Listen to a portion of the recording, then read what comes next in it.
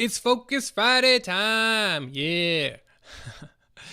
So, preparation has become a big part of our team over the last couple years, and I love that we're really embracing this concept of preparing.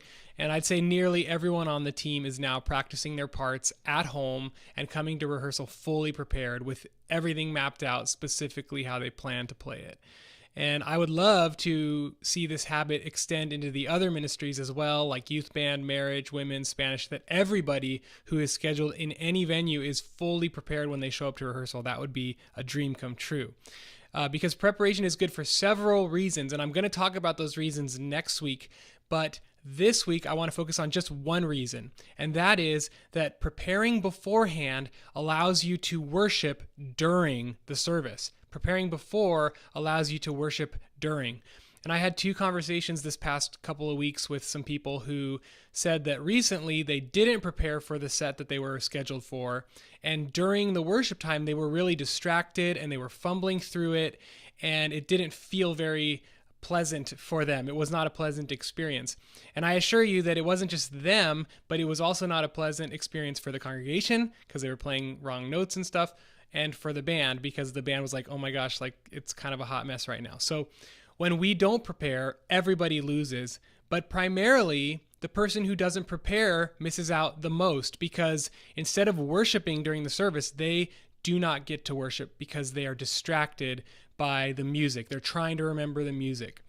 And so what we want to do in our preparation time is to get so familiar with the songs and with our parts that they get ingrained into our muscle memory.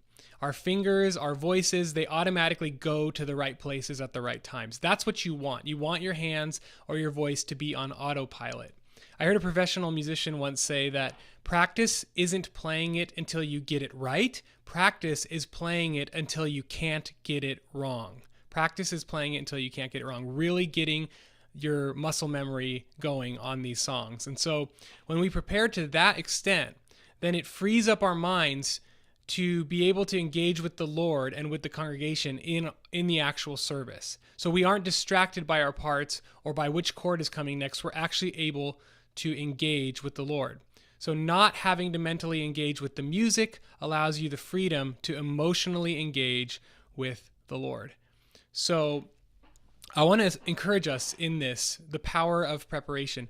When you're prepared, you can close your eyes, you can sing, you can worship, your heart can be free to just be in the presence of God during the service. And so that's why I want all of us to prepare each time we're scheduled. It's not so that we can execute the parts properly, although that is a side benefit.